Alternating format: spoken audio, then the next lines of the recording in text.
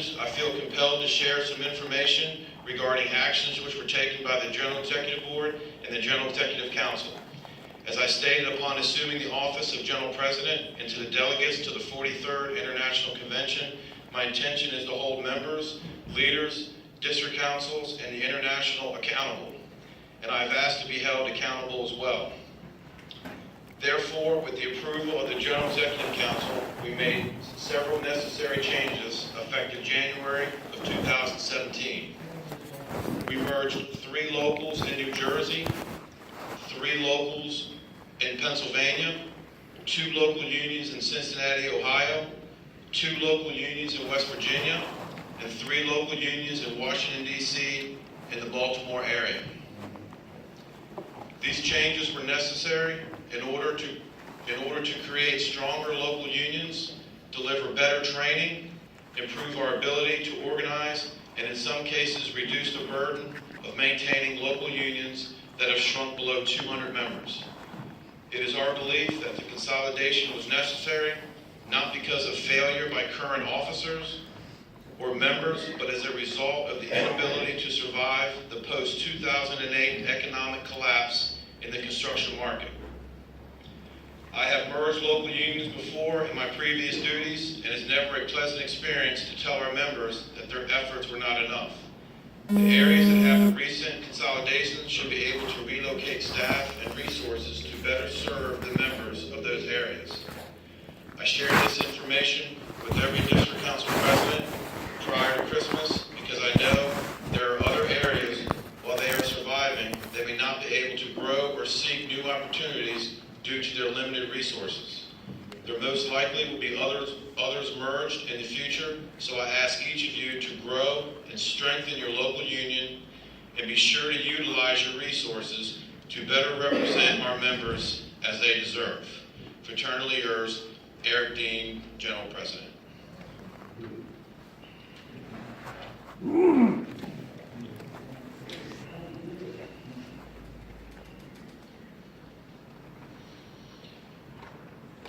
So the letter states the General Executive Board and the General Executive Council are who voted for this merger.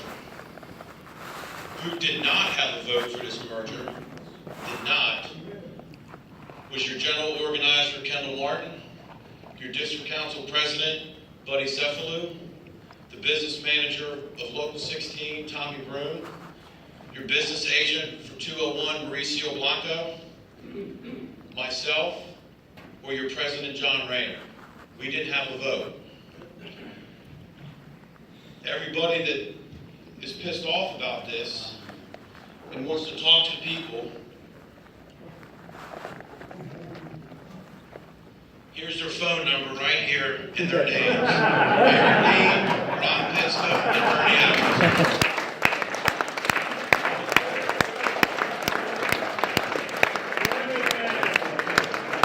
Good fucking move there, bro. They're the ones that voted. It was their idea, not ours.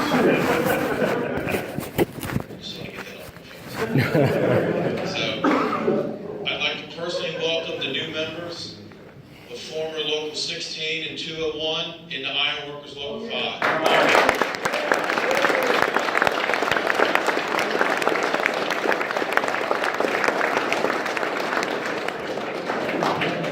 So with every meeting, we always go to the general officers, or us.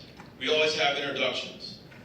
So my name is Aaron Bass. I'm the Business Manager, Financial Secretary. Your President and Business Agent is John Rayner. Your Vice President and Organizer is Ray Cleland. Your Recording Secretary and Executive Director of Choice is Mark Coles. Our District Council President is Buddy Cefalu. Executive Board Member Chris Bass, looks just like me. Executive Board Member Mo Waldorf, and Executive Board Member John Morris. These are your leadership of Local 5. Calvin T. Jones is our conductor. Our apprentice coordinators are Jimmy Uhas, Gary Armstrong, and our secretaries are Aaron and Marlene. Oh, you met my parent, right? And we got Wayne Sergeant at Parkinson, Arms, Sergeant at Wayne Arms. Parkinson. Wayne. Parkinson. Yep, Tavarius Claggett is our new bull steward. He's back there somewhere. Raise your hand or not.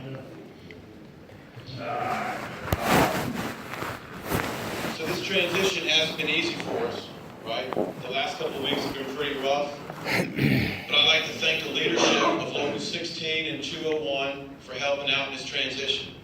I want to personally thank, from Local 16, Tom Broom. I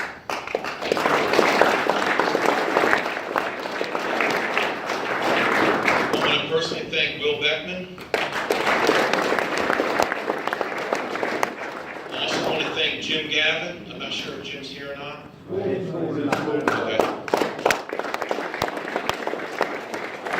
From Local 201, I'd like to thank Mauricio Blanco. I'd like to thank Carlos Portillo. I'd like to thank Bob Miliacho. So when we heard about this, we all got our heads together. Everybody called each other, and we had a meeting here in the back. I think it's going to benefit And we us. just closed the door and discussed how we were going to move forward. So I just want to thank you guys for taking the time to doing that. Thank you. Long term, I think it's still some stuff. So I'm going to get into the fact sheet. Number one, Local 5's number and charter will remain. We're not going to have Local 5S, Local 5R or Local 5B is what I've seen on Facebook. It's Local 5, and that number will always remain the same. On January the 3rd, Buddy Cephalo, our District Council President, removed the charter from Local 201 and removed the charter from 16 and delivered it to headquarters. Number two, we will not merge the pension, health, or annuity funds until it benefits all three plans. I'm going to explain. The 2014 Pension Reform Act protects multi-employer pension plans. You cannot merge pension plans if it's detrimental to one of the plans. I'm going to repeat that. We will not merge the pension, health, or annuity plans until it benefits all three plans. What will stay the same is reciprocal agreements. So if you're working, if you're in a 16 plan and you come here, if you want your money to stay here, you must fill the reciprocal agreement out. Okay? If you're in the ROD plan and you go to Baltimore to work and you want your money to come back to the plan, you still have to fill a reciprocal agreement out. Okay? The only difference is you don't have to pay Dobie anymore.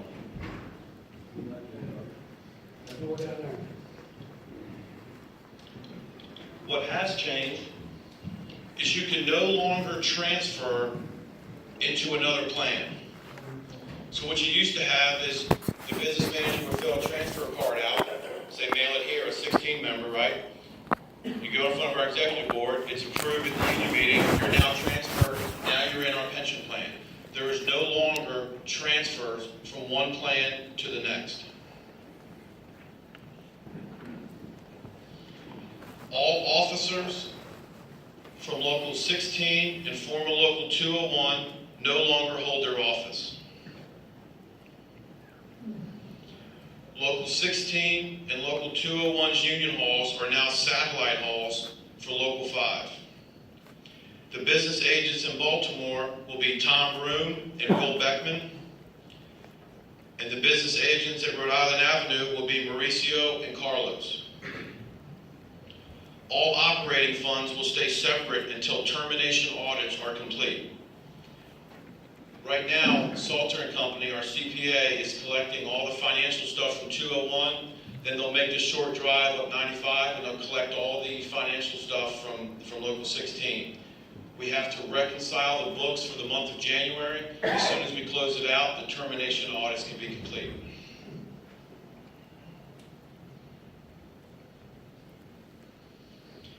Local 16 and Local 201 have no debt. What I mean by that is they own their buildings, their land, everything inside of it, and all their vehicles. The debt that they have is the monthly lights, utilities, credit cards, gas, stuff like that. Which is what number? All collective bargaining agreements And and they're wage rates will responsible for stay in effect until they expire. Local 16s expires March of 2017. Local 201 expires in 2018. And Local 5 expires in 2019. We will ask for It extensions said for that Local nothing 16 combines into and Local benefits 201 all to three. match our collective When is bargaining that? agreement How would they expiration. know? And then we'll negotiate a geographical collective When bargaining CBA agreement expires. with different jurisdictional wage rates, okay? At this time, you still work under the collective bargaining agreements and in particular areas, and you get paid for the wages in that area. Union meetings will still be the second Thursday of each month. There'll no longer be union meetings at Rhode Island Avenue or in Dundalk, Maryland. Local 5 elections will still be June of 2017. I wish I could say shit. All window dues for journeymen will be $36, $34 for apprentices, probationary members, and A-Rodman, and all honorary dues will be $8.40. Everybody's checkoff dues for the particular jurisdiction that you're working in will remain the same.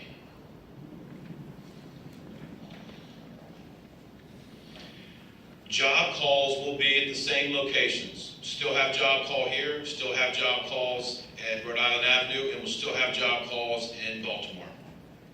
Do they have job calls for all three and the ones? Each about member them? transferred from Local 16 and 201 If we're will be together, required to then pay the death jurisdictions are the benefit same. $25 seat amount. We're going to mail letters out to each member. They'll have a death benefit beneficiary card in it. There'll be a summary plan description of our death Somebody benefit and wants how to it work in works. Baltimore. And Would you? $25 will be Would due you? when you pay your first month's dues.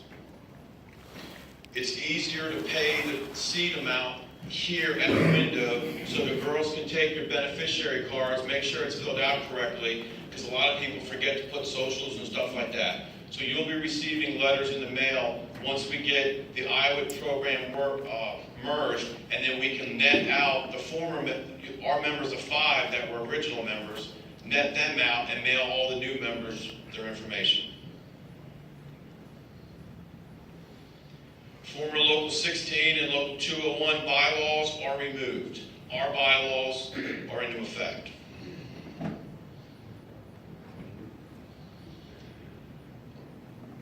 Only members qualified to do the work will be referred out. What I mean is, if a reinforcing iron worker comes here and tries to take a finish job or a certified welder job without the appropriate certifications, we will not refer him out. And that also goes, if a structural hand goes to Rhode Island Avenue and tries to take a reinforcing job, we will not refer him out unless he has the appropriate certifications. We still will move forward with plans to build a new training center. The only difference is the location of that training center might change, but this is not going to stop us from building our training center.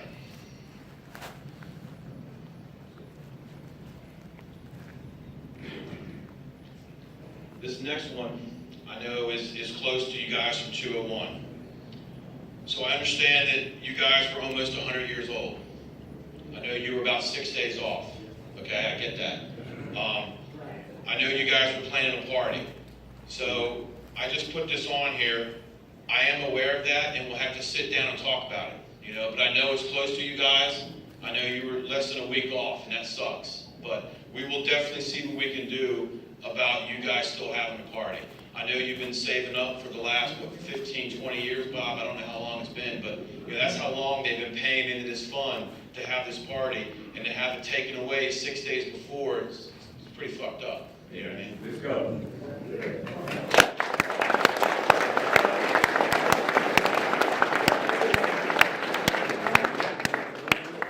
So that's basically the fact sheet. Now I'm just going to go over a 90-day timeline, okay? I'll update these over the next few meetings. I hope next month we have the same crowd, but I'll be adding to this as more things become available. So the first thing we got to do is get an approved set of apprenticeship standards through the Maryland, state, and Washington, D.C. with different wage rates, but uniform standards. And that's what Bob, Jimmy, Gary, and Jim Gavin are working hard on right now. On January the 24th, 2017, we have a meeting with all fund trustees for all 6 plans affected. And we'll determine who's the new trustees are going to be seated and what